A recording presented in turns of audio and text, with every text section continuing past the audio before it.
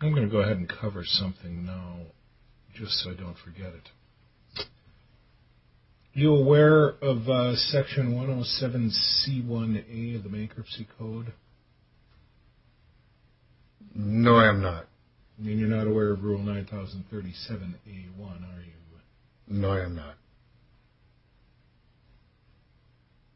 At least for a while there, we were rather prominently posting an advisory. It should still be out on the bulletin board there in front of the courtroom about the disclosure of so-called protected private information in the public record of bankruptcy cases and proceedings, which has been the law. Those two items have been the law since the 2005 amendments. You want to tell me in what particulars you violated that, because you did? I am not aware of that. I cannot go ahead and comment that I violated that. You plopped into your motion for your record for this motion his Social Security number. I am not aware of that, Your Honor.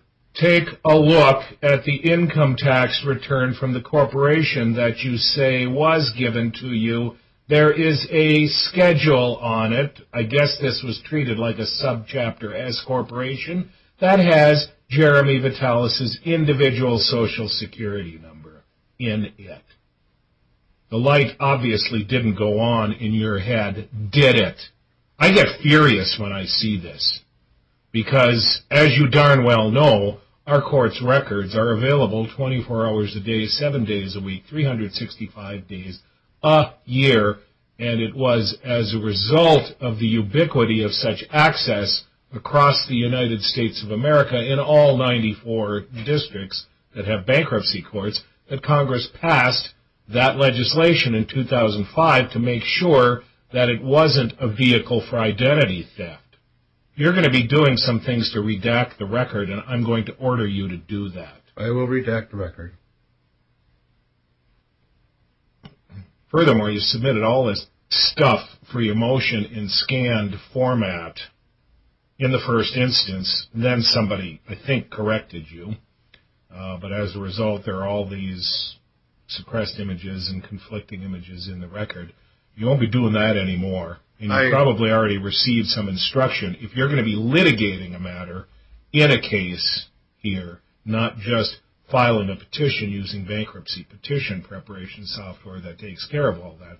You're going to be litigating cases. You're going to be submitting documents that your office prepares in the proper format with small enough data content so it's not clogging up with large data content the court's record.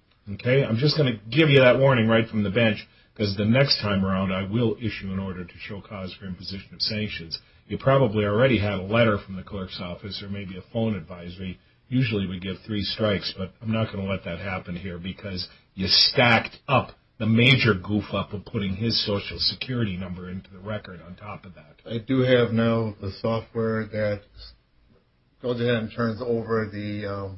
puts it into PDF text format. Yeah, and then it was in there where the incident was. All the other subs were fine because I had to scan them with a scanner, but it was the word that was over that was scanned. And so, yes, I do have the software, and that I was made, as soon as I was made aware of that, I went ahead and used my Pro 7 or whatever it is and scanned it in. And that is the software actually that the clerk, the technical clerk here, suggests. He said, get that one, and it's good. Yeah, I use that in the bankruptcy court. And I use that for here. I'm just saying that from the bench, so it's a matter of record now.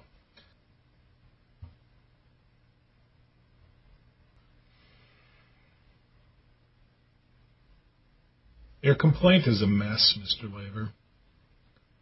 You know, I'm just not sure exactly what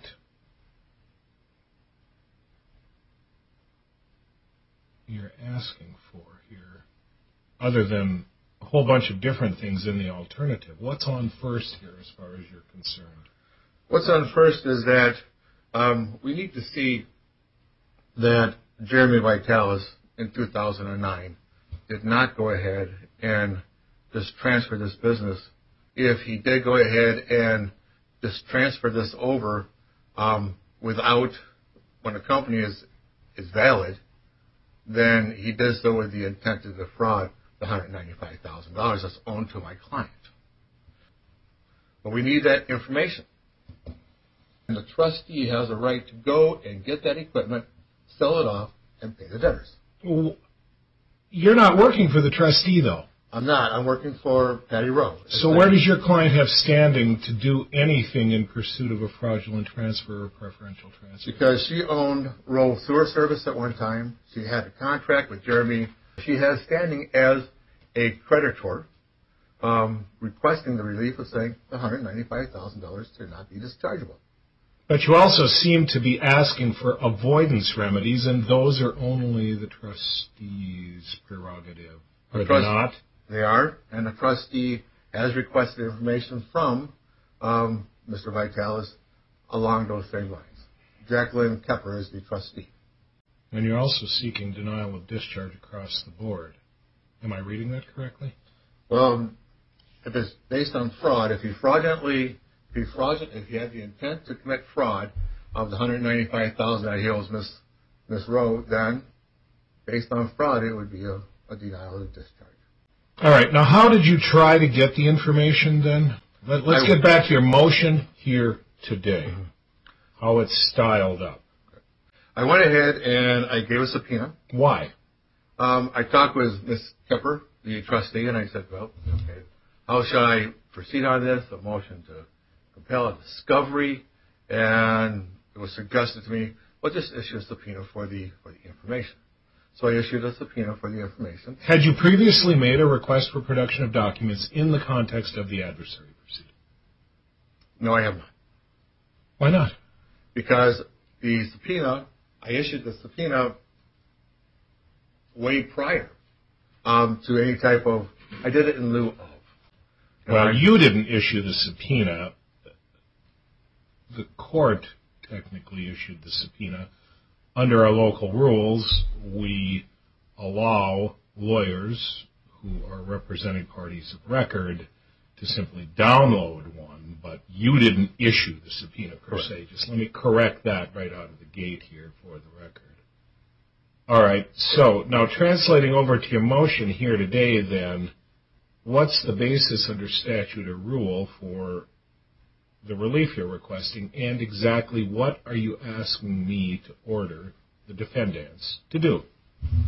Well, under 727, we are allowed to go ahead and challenge the discharge, and that we are challenging the discharge, and we are asking that the $195,000 that is owed to Ms. Rowe is not dischargeable. And that so that's relief in the alternative, though. One is a lesser included subset of the other. Correct. Now, your proposed order requires the debtor to turn over certain, quote, items, unquote, to the trustee. That would be, you should have to turn over the discovery to me.